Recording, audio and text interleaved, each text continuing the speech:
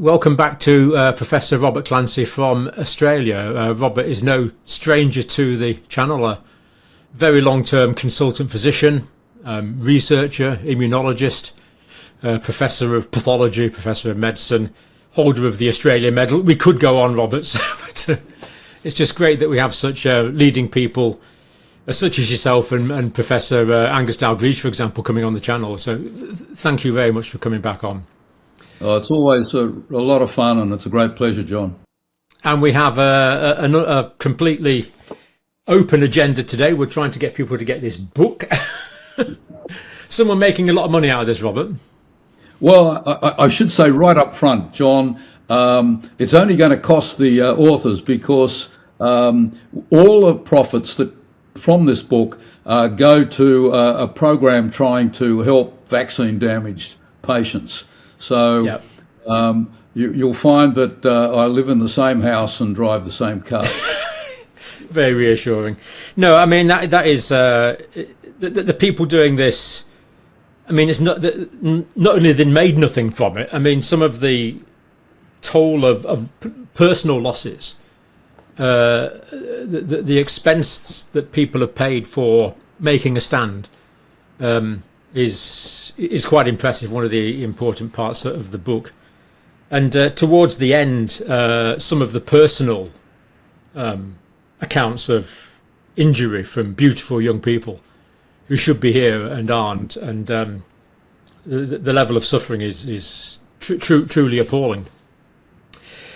But it's COVID from the Australian perspective.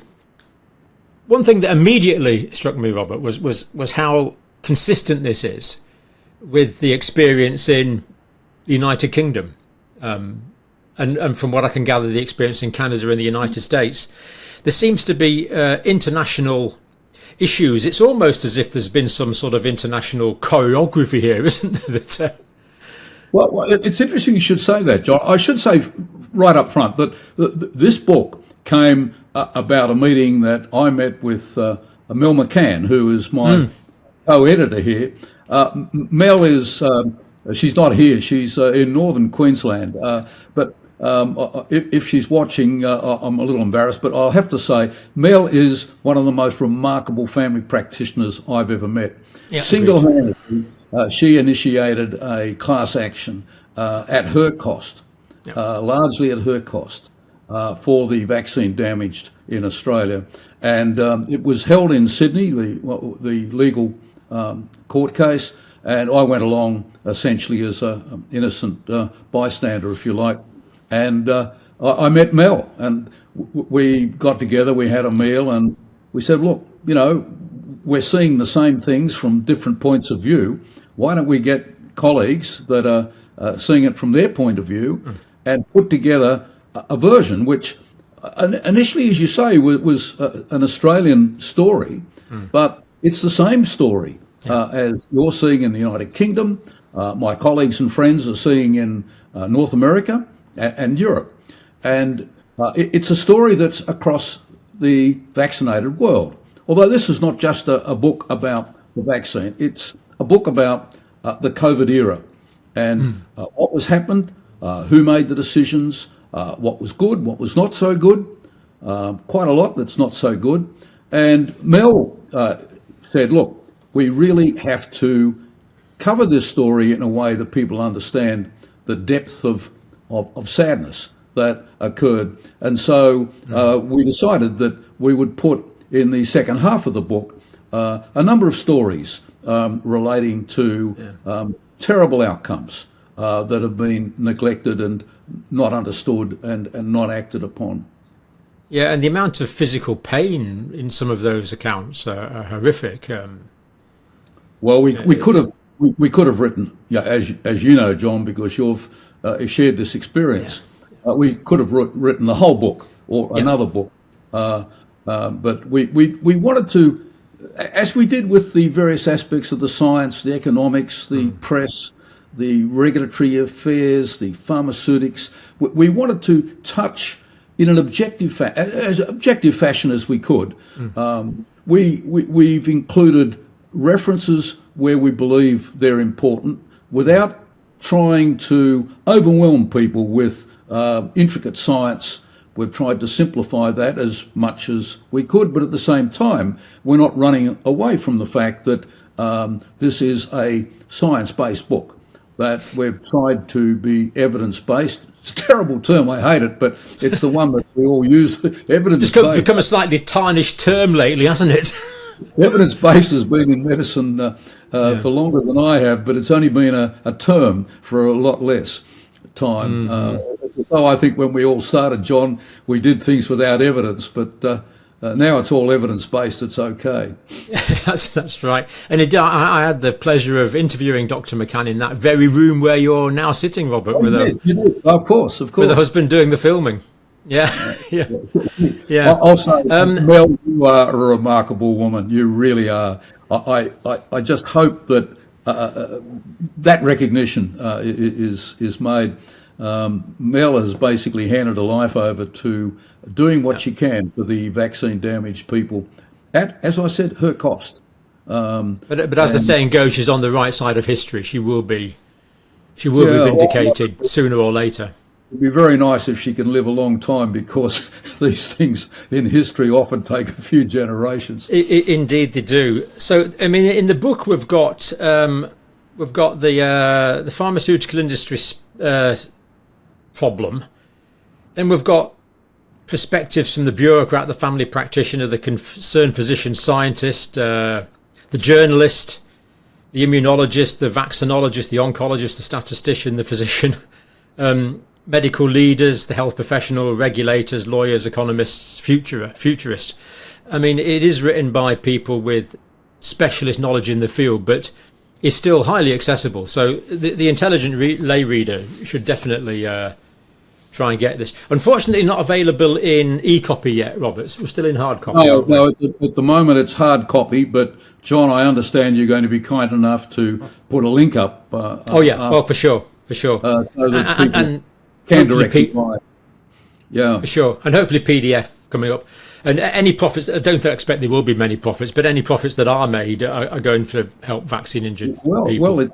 I rang Mel just before the interview to ask her to make sure you had the latest link for this, and she said that already many hundreds of. Well, it's only been out a week or so, and we've sold about 30 or 40% of the first printing. So it certainly hits a nerve.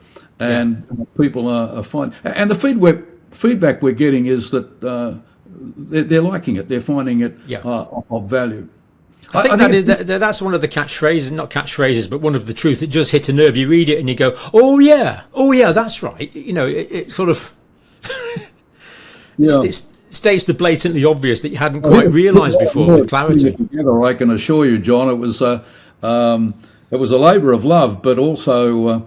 I don't think ever again I'll take on, even though all of these people are my friends, and they're still friends. I think it is very hard when you take what it was something like 18 or 19 people who are specialists in their area and try to meld them into a book with some sense of continuity and regularity about it. And what I have to do is give enormous credit to Halstead Press. The owner of Halstead Press took this on like I'm not sure Matthew is watching, but a bit like a mother hen. He ended up telling us what to do. He made the point that we have to tell people at the beginning what the book's all about. Yeah. You can imagine all us super duper specialists were interested in our own little bits. So with Matthew, I put together hey, this is what the book's all about. Matthew made it look a lot better than I would have. But Matthew came up with the design for the cover, which I think is brilliant. It is. And he put the order together, which was a very important thing to do. So, Matthew, if you are watching this, thank you so much. I owe you, my friend. You're a treasure. Writing books is a particular skill set, isn't it? Oh, that's okay. Sorry, Robert. He also publishes my map books. Oh, okay, yeah. An excellent example of which I see in the background there. None of which make a profit. I'm just wondering who wrote the foreword of this book. It looks quite... John Campbell. Oh, okay. That's you. Yeah. A very small contribution. But, Well, actually, when I read the foreword that John Campbell wrote for our book, I thought, well, we don't need anything else. We'll just put covers around it. He's covered it all. Not at all. It only works because we stand... as we say, it only works because we stand on the shoulders of giants. It's, yeah. Why was this whole COVID response necessary? Because Australia is a modern, sophisticated, scientific, dare we say, evidence-based country that had, as far as I understand it, a first-class pandemic plan in place for decades. I know. What happened? What happened is why the book happened, because we lost the plot. We've experienced, I think it's 5 pandemics since 1900. We had the plague pandemic back in 1900. Plague, yeah. Australia handled pandemics extremely well. Yeah. As one can. Yeah. What we did is we learnt from the experience, and we put those experiences into plans, and we developed infrastructure because we're an island nation, and we needed to have our own research. The peculiarities of our geography required our own epidemiology to look at patterns. We needed to have our own source of vaccines and medications. So we developed the Commonwealth Serum Laboratory. We developed the Walter and Eliza Hall Institute, run by Macfarlane Burnett, who did all the underpinning work for the flu, which of course became, after the 1918-19 pandemic, was followed by 3 further pandemics between 1956 and about 2010. All of that was built. And so we developed a great strength in immunology particularly and virology. When it came to COVID, everything went out the door. We lost control of pandemic management, and we had imposed on us, as you did, a narrative that we really came out of the political, pharmaceutical, military complex in North America.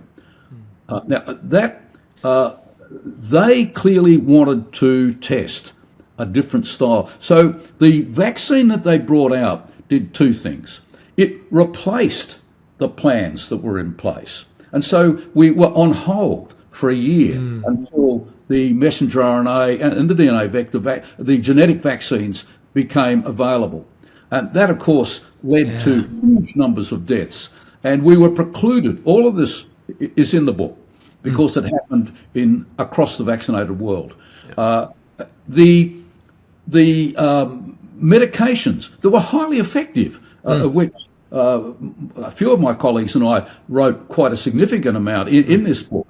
Hydroxychloroquine, ivermectin, highly effective, were banned simply because they got in the road of this megathon, this vaccine that we were promised, never really used in humans before, but it was a promised answer. And of course, it did no more than a flu vaccine would have, or an ordinary old-fashioned ground-up virus vaccine would, but it did a lot of damage.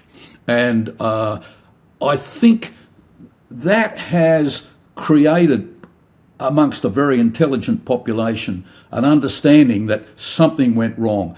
And, there's never been an apology. Unless it occurred in the United Kingdom, we have never had an apology. Anything but. Anything but. And because we haven't had an apology, there's not been a recognition that mistakes were made. And because there's not been a recognition of mistakes being made, then we have this new industry of messenger RNA vaccines that are promised to take over our vaccine world. And there's a fantastic chapter in this book by one of the most remarkable women I've ever met. And I'll pick it out. Her name is Alison Beveridge. Alison, she's great. Yeah, I met her at the conference in Sydney we attended. Well, I met her, and someone said, "This is Alison. She's a bus driver." I said, "Oh, hi, Alison, the bus driver." What I didn't know is that she was a very senior journalist, Who was sacked? Well, no, she resigned because on principle, right? No. This one, well, there's a few that have been sacked, but she resigned because she refused to do what she was told to do, which was promote something she couldn't believe in. What Alison has done in this chapter, and it's fantastic, she has followed the money. Yep. And when you follow the money, it is scary. I happen to be reading, she's writing her own book at the moment, which she's a superb writer. She really is. Totally readable. Yeah, 100%. I love her dearly. We'll put a link to her Substack, actually. Yeah. She does have a Substack, yeah. And it's very... There's one about you and me, Robert, I believe. Good thing I don't read Substacks. From last April, yeah. The lies. But no, you come out quite well. Well, that's because I give her lunch from time to time. But she's become a real family friend of ours. She finishes a bus day each day at about 12 and then comes over to our place on the way home. The book she's writing is just amazing. I read a chapter actually earlier this evening, again in detail, following the money in North America, through the WHO, through all these various big money organisations. Yeah. It's so scary, scary, John. And it's the sheer vulgarity of it, power and money. Arrogance. It's just the lowest human denominators, isn't it? It is. I think I never come across anything like this before. I've been so lucky working in a profession that had great pride, had an integrity, had a composure and a structure where, all right, we had a trickle-down sort of educational process, which has been now replaced because we're broken up into specialties, and so we don't have that cohesion. Has it happened in nursing too? Well, I was the same. I had quite a privileged existence for most of my working life. I just happily trained up my students, and we did we trained a few. Yeah, I did too. Paramedics and things along the way, and it was great. And at the start of the pandemic, I still accepted the official narrative. I didn't really, when the chief medical officer and chief scientific officer stood up next to the prime minister, I thought, oh, let's listen to what they've got to say. What I don't know, the big question in my mind is now, of course, my position is the antithesis to that. I'm intrinsically suspicious of anyone, especially in political authority now. And COVID's been good because it's opened my eyes to the level of manipulation and international cynicism that is there. What I don't know is, was I just in this blind, delusional world before that, or was this all going on and I just wasn't aware of it? I've never quite answered that question. I suspect things have been getting worse over the past 20 years, and this has brought it to a head. Yeah, I think you're right, John. I think that you and I, we live in the health silo. And I think that we all live in silos. I talk to friends of mine who know a lot more about climate change than I do. And the ones who are thoughtful, and there's some very thoughtful people, say the same thing is occurring in their world. And I talk to people, I've got a friend who's been very prominent here in the sexualization of children and education of children. And he just pulls his hair out. He's got more hair than I have, so he can do that. And and so as I talk to people who live in different silos, there seems to be some societal change that we're experiencing. And because we've been so involved in our own silo, in our own area, we've missed, I think, a lot of what's been going on. And it takes a pandemic in health to say, wait a second, what is going on here? Yeah, I'm under the impression that we're being manipulated and controlled. And I think I just want to agree completely with what you said. I've talked to climate change experts, paediatricians. I mean, the people that we're talking about with this, I mean, we're not commenting on climate change. It's just the agenda. The sexualization of children. This is not, well, we can talk to blokes down the pub about it, but we're talking about the most senior psychiatrists, the most senior pediatricians, absolutely, the most senior scientists. Yep.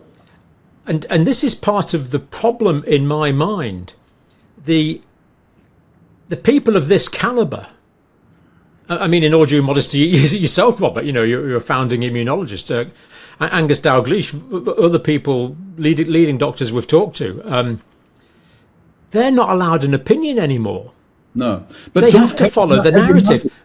It's something just suddenly hit me, John. Have you noticed that all these silos, areas we're talking about, the people who are coming out and saying what's going on are my generation and nearly your generation. That we're older people who are at the verge of retiring or retired. We don't have anything to lose in terms of our career. We can't be manipulated in the same way that a young person can, trying to get onto the escalator of professions. I'm thinking about my friend very senior paediatrician with sexualisation of children. He and I were the same year at medicine. I'm thinking about climate change. It was a fantastic article that even I nearly understood by two of the most senior climate scientists in the world, both retired. And they wrote this extremely well-documented thing saying, of course there's climate change, but, let's be sensible about this. And, we've got a world where it's very hard to be sensible about things. And so what we've tried to do with this book, dragging us back to our book, is try to put some sense as we see it through our eyes into this story by not just taking a story from me or yourself, but from a whole range of people that we've come in contact with who have got a view and opinion on aspects, from pharmacologists, economists, journalists. The statisticians did a fantastic... Oh, the stats chapter's excellent. Yes, Andrew Madry. Yeah. Now I understood some of it. Yeah, no, it is good. What he's done, which no one else has done, is that it's actually written by a chap called Andrew Madry, who was a physicist, statistician, who had nothing to do with health so much, but had his own business and started sort of taking an interest in this and couldn't believe what's going on. And he'd become an extraordinary expert in all-cause death. Yeah. Well, show the one with the pink and the blue is the key. No one else, as far as I can see, has actually done that, where he's actually looked at all-cause death coinciding just with the vaccine, and you'll see that in that. I'm trying to remember which is the red is the it's non-COVID. It's page 155. Robert. Non-COVID excess deaths, COVID deaths. Worked out what vaccine doses. The blue. He says, okay, this could be increased death due to the vaccine, but there's no way that you can say that the pink, which is something like 40,000 people in Australia alone, dying over and above the expected trajectory. Yeah. What I find fascinating with the book is that since it's come out, and of course this was all finished a few months back, evidence is coming out that supports so many of the ideas, not because, I think that the ideas were very good, but more evidence. And there's been, I'm not sure if you've seen, it's just coming out of Japan at the moment. It's only semi in print. But in Japan, they were able to take 20 million people and work out who had the vaccine and who didn't. And they were able to show highly significant that all the excess deaths were in the vaccinated group, that the non-vaccinated group had none. Now, all right, that's just one study in Japan, but last week... Well, a study of 20 million people. 22 million people, yeah. It's not a bad study. Last week, a very smart statistician in Australia sent me his paper that he's just publishing, so I won't mention all the details, but what he was able to show was that about 3 months after every splurge of a vaccine booster, mortality went up. And that's exactly the timing the Japanese found. They found that the peak mortality was 100 days after the after vaccination, whatever the vaccine whatever it had. Then there's this amazing consistency now that's starting to come. Remembering that the Australian government had an inquiry into excess deaths and said there's nothing in it. It's all due to COVID. I mean, I tell you. It's just, we know about the excess deaths from iatrogenesis. I know. I mean, how many people died from combining, in the UK, for example, combining midazolam and morphine? That's right.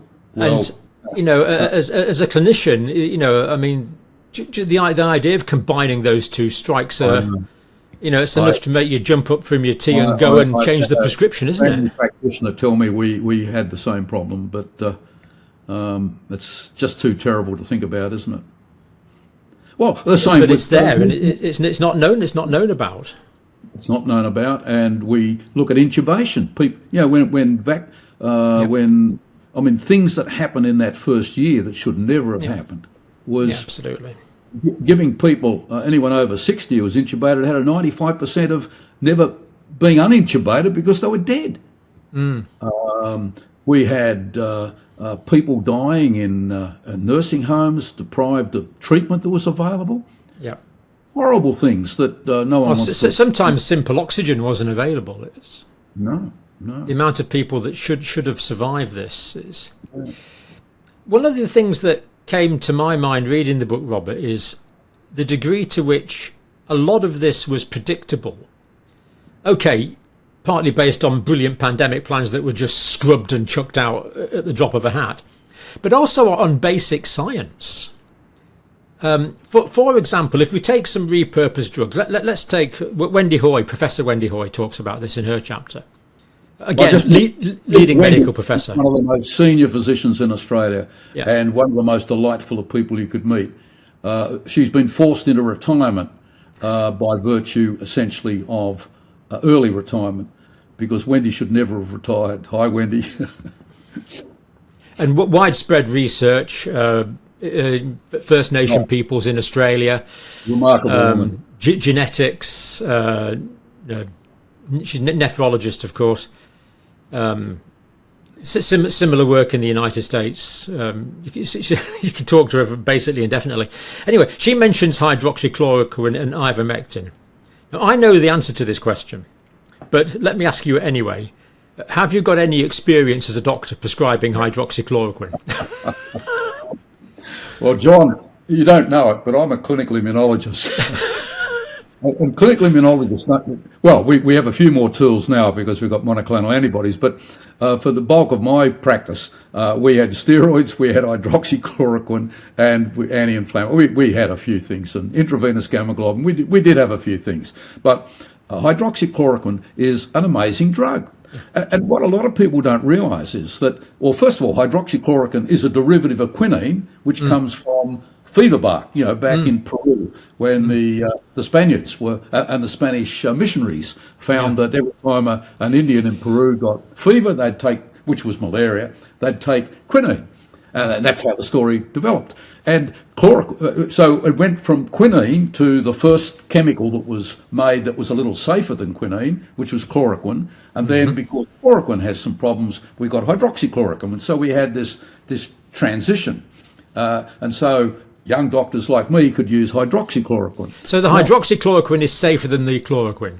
Yes, you get less complications, less eye complications. So the interesting thing was that because it was a fever drug, in the 1918-19 flu pandemic, the Spanish flu, so-called, a number of doctors, including Burroughs of Burroughs Wellcome, were using were using hydroxychloroquine. Quinine, No, sorry, it wasn't invented then. That's right, quinine, yes. They had quinine and claimed significant benefit. Now, the data seems to have been lost in the Burroughs Wellcome Foundation somewhere, but he published this that he noticed a benefit, and so wasn't surprising that when the Chinese started screening drugs, as soon as they found the pandemic began in Wuhan, they screened. They did a great job, and the drug that stood out in the test tube was chloroquine, hydroxychloroquine, and so it wasn't surprising that a lot of people started using this. And of course, the story is it's an incredibly effective drug.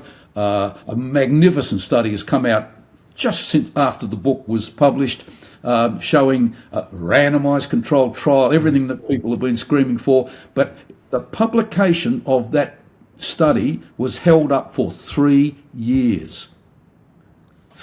No one would publish it for 3 years until the pandemic was over and they thought no one would really notice it. I mean, I tell you, can you believe that? Sadly, yes, I can. The sheer cynicism is distressing. And there's plausible mechanisms of action for hydroxychloroquine, is there? Well, yes. Traditionally, it's been shown to change the acidity of vacuoles within the cell that are critical for viral reproduction and for various other things. Again, as a result of COVID, smart chemists started looking, and one of the arguments that we used against the hydroxychloroquine as an effective drug was, it only works, well inside the cell. These clever people found that hydroxychloroquine bound to a protein. Imagine here's the cell and the virus is binding, and it's got to get inside the cell to use it as a factory to make lots more virus. It needs a transporting protein, and the hydroxychloroquine binds to this protein and stops it putting the virus inside the cell. So it's a good competitive inhibition, essentially. Yeah, inhibiting the reproduction of the virus before it could get into the machinery of the cell to take it over, like parasitically take over the function of the cell. And this is known biochemistry. This is not speculation. I know This is published in a recognised, it's recognised science. Yeah. Then of course we've got the zinc ionophore effect as well, haven't we? Channeling zinc into the cell. I think that's the interesting thing about it. Very interesting thing, and I think, if you like, a metaphor for the whole of the COVID experience, which I hope comes out in our book, is that you've got a number of drugs that are repurposed, that have been around, basically of biological origin. They come from ground up bugs or ground up trees or bark or whatever. And these are defensins. These are molecules that actually are there to protect against systems that can't have the luxury of developing antibodies. They've got more primitive systems. Trees and bacteria, for example. Trees and bacteria. And so they have to produce chemicals like quinine and like ivermectin. Both of them come from those sources that have multiple sites within the cell. And so what they're doing, even though we now know that hydroxychloroquine and ivermectin both have a function at the surface of the cell, they've got multiple spots within the cell, so they make the cell less capable of acting as a factory for the virus. Whereas the antivirals, of which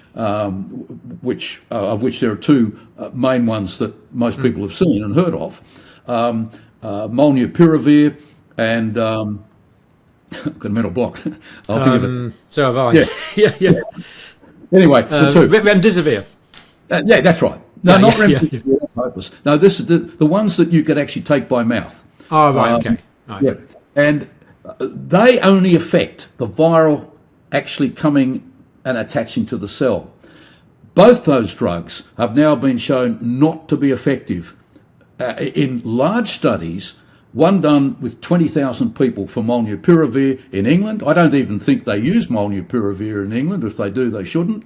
And Paxlovid, I'm sorry, is the other one we're talking about. Yeah. And Paxlovid has just been shown beautifully by the original people who did the study, purporting to say that Paxlovid worked, doing it, paid for, sponsored by Pfizer, and it had zero impact.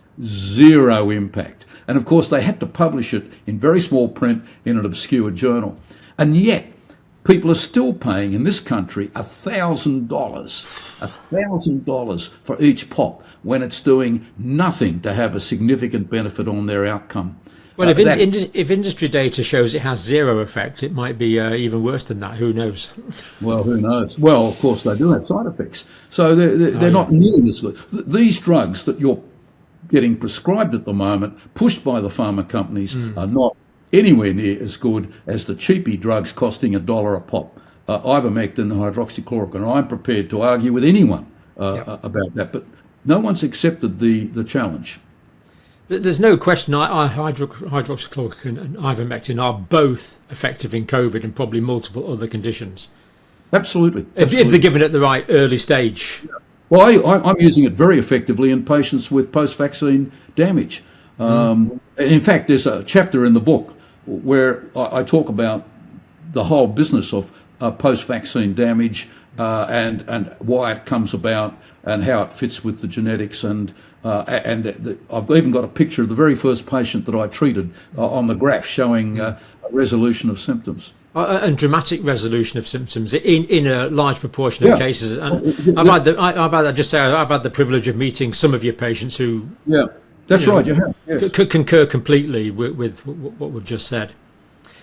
And the other thing that struck me about this, more a philosophical point really, but man-made drugs tend to focus that particular reaction or that highly specific bit there, whereas these, whatever you like, God-made, created, natural molecules, have got multiple modalities of action. I mean, Gustav Gleisch was looking at, I think it was a thalidomide-based one.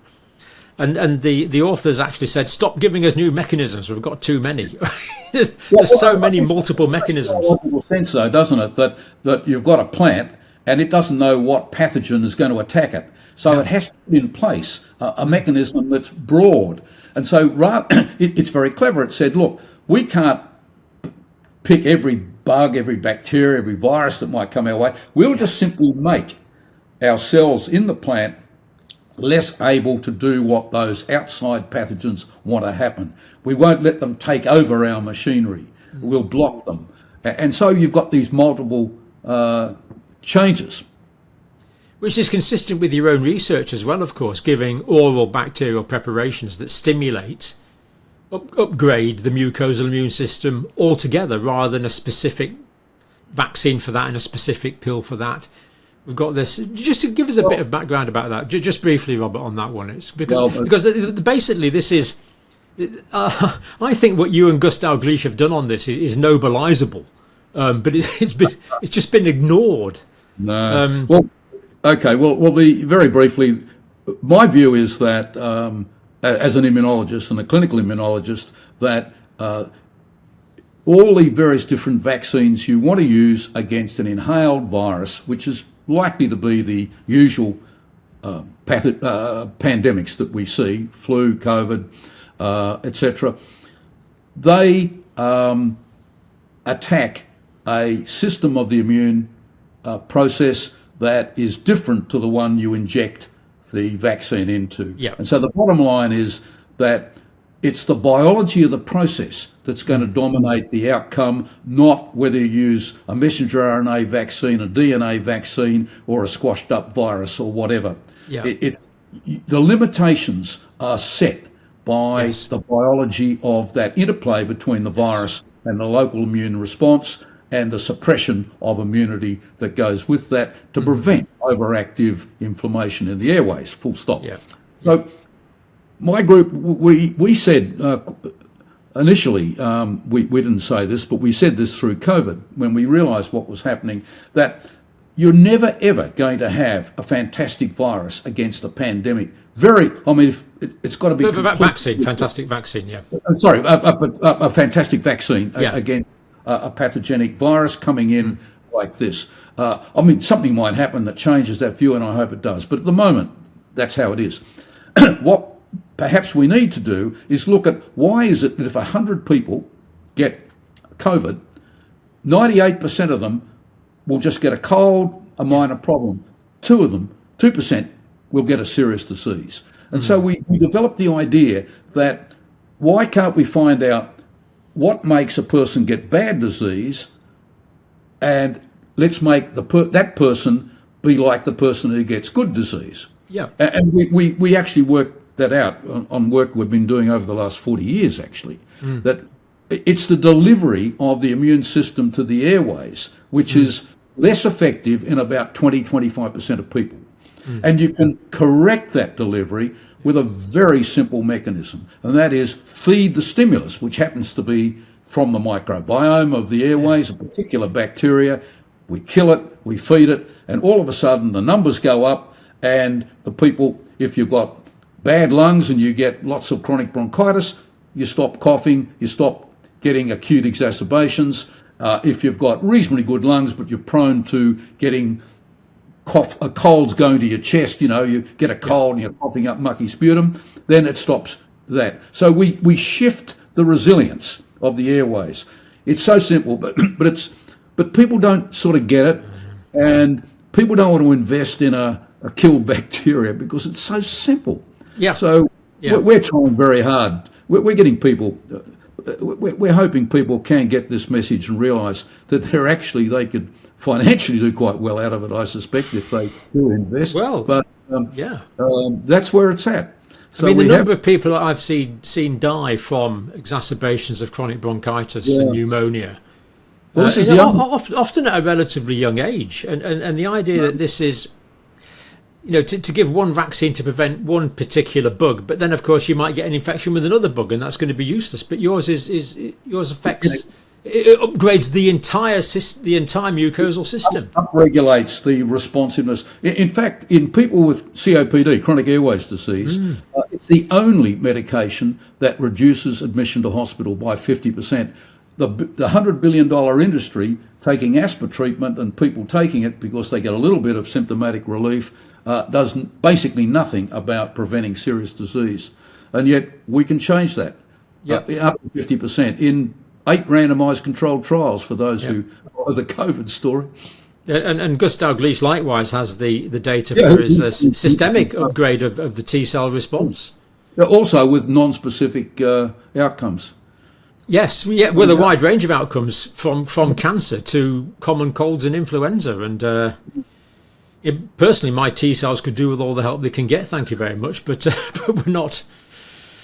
simply not available, infuriatingly, as we've covered in previous videos. But basically regulators aren't it appears the regulators in this country have deliberately blocked simple things that are, how could I put this, safe and effective. I think basically biomedical science is trained to think in a very specific way. And I look at, when I was working in North America, PhD students, not so much in Canada where I was, but certainly a lot of parts of the United States, they would become unbelievably knowledgeable about a tiny weeny bit of a virus or a little bit of an antibody. But they would specialise, even going through medicine. And I think we were lucky in Australia. We had the British system and the Canadians had the British system. And I guess... The old British system. Well, it was a great system, and we inherited. We had to know how to take out an appendix, believe it or not, how to deliver a baby. Well, I thought that's pretty handy if you're in the outback. I wanted to be an immunologist. Yeah. I had 5 babies. The first one was named after me, I proudly can say. Wow. Congratulations, fantastic. Yeah. I mean, one of the phrases that came up was cognitive dissonance in society.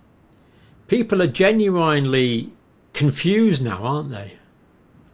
Yeah, it's brainwashing, isn't it? Information control. It's just a term for me. I think we say cognitive dissonance because it sounds a bit more technical than brainwashing. But I've got so many medical friends that, I mean, they humour me. They're nice to me about it. But I know they don't believe me. And I know that it's not me so much, that no one wants to look at the science, which is just getting stronger and stronger. Exactly. Because I don't know what drives the psychology of cognitive dissonance, but the big pharma companies really did a job on us and did it very well.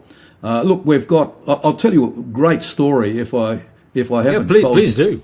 Or, in this country, we've got every university's tied into a system that's going to make them a lot of money, mainly with Moderna, a company which seems to be doing very poorly elsewhere in the world, but they do very well out here. And they've poured money into, including, $100 million here and there. And they opened a factory at Monash University where I got my PhD, so I've got to be very careful what I say. They might take it back. And they opened this with a promise that they would be making 100 million doses of vaccine a year. 100 million. As a boast. That's a lot of arms. Yeah. And they had the Premier of Victoria opening this. This is just a few weeks ago, or a month, maybe 2 months ago. And she got up and she said, well, every mother in Australia is going to be they're going to know the word RSV, respiratory syncytial disease virus, because guess what? Moderna's making this terrific new messenger RNA vaccine for the babies. Now, babies and children. You'd be aware that very cleverly they've been bringing in this messenger RNA vaccine through the older people, suddenly discovering these, some of us physicians hardly knew existed, that everyone gets RSV all the time, but suddenly it became a life-threatening disease requiring a vaccine. Yeah. And so gradually it's come down in age, and they were doing a trial in infants. Now, any immunologist who knows the stories, it can go back to the 70s and 80s, knows that the one infection you don't fiddle with and play around with the IgG antibody is RSV, because they had catastrophic outcomes, with some kids even dying, getting very serious RSV infections through antibody-promoted serious infection. Yep. I think it was the day after the Premier got up and said, every mother is going to know about this disease. Terrific. The next day, in very small print, in an obscure journal, Moderna said, we're putting the study on pause. And I love this one wonderful word, pause. And the reason was, incidentally, 12.5% of the injected infants got life-threatening RSV infection in the... Now, you couldn't make it. I mean, 12.5%. You couldn't make it up. It's 1 in 8. 1 in 8. 1 in 8 kids. As soon as they picked up the infection, instead of getting better as the vaccine was supposed to make, they got life-threatening infection. They got promotion of infection. And that's one of the stories that, of course, comes out of the whole COVID era. And that's the whole thing that, if they come to ask you a couple of years ago, you could have told them that. There's so much here that could be anticipated. Totally predictable. Totally predictable. Yeah. We could go on all day, Robert, I know, but I mean, really... All night. Yeah, all night for you, sorry. Yeah, you're so far behind, or are you ahead? I think you're ahead, actually, in Australia. The future, Robert, where do we go? Oh, dear. Well, I think I'm hoping that some of these big law cases that are occurring now, again, across the vaccinated world, we have 2 or 3 in Australia, I hope that you can win. So far, they've been shut down by clever lawyers. I don't know, I won't go into why I think they're shut down, but there's a glimmer of hope that some of these cases now are proceeding. And I think it's only going to be some dramatic event that gets attention, so it gets into the mainstream press. The mainstream press is changing. There are articles coming out that are good. There was an amazing article showing that Paxlovid doesn't work. And it was quite... look, you're going to like this too, John. Wait 1 second, I want to show you something. Please.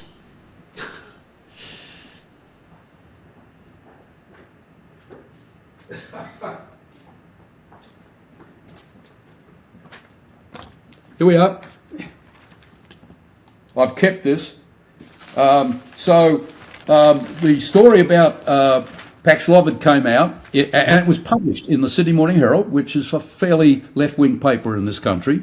And the next day, in another newspaper, Here is a full-page advertisement by, in very small print, I think it says Pfizer, saying, look, if you stay ahead of COVID, be ready to fight back.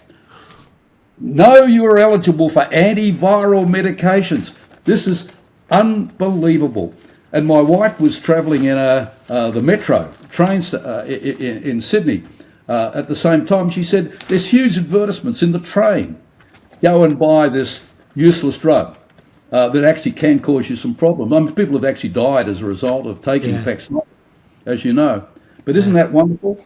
Wonderful. I'm going to put it up. I'm going to get it framed, actually. Yeah. Inside the Sydney Morning Herald article that states it doesn't work. Yeah, some inconsistencies there. I think it's safe to say.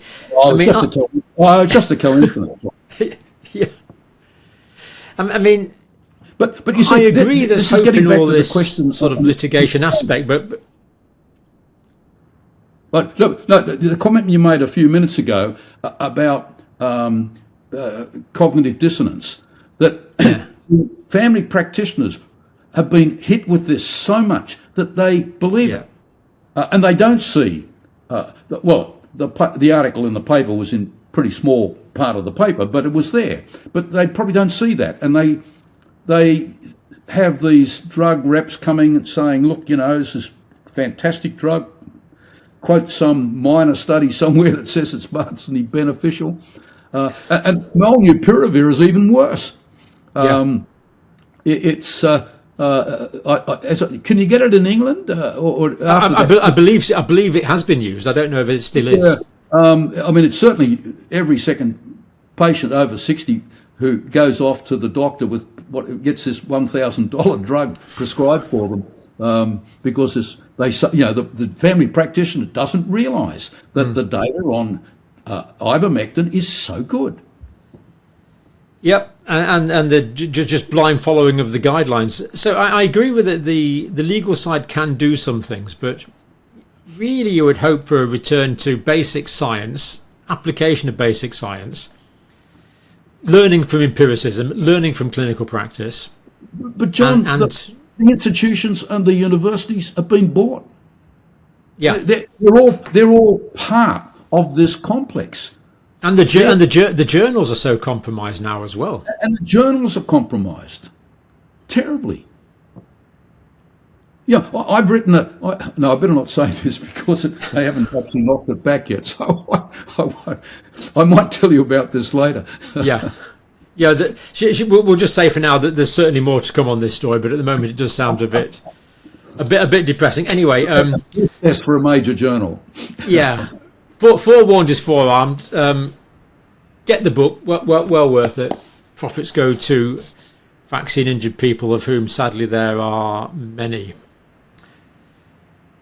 Truth and reconciliation, an honest understanding of the past, is really necessary to move forward, and this is a significant contribution to that. Let's hope there's more to come. But for now, Professor, as always, great, really great to talk to you. Thank you so much. Very nice talking with you, John. Thank you.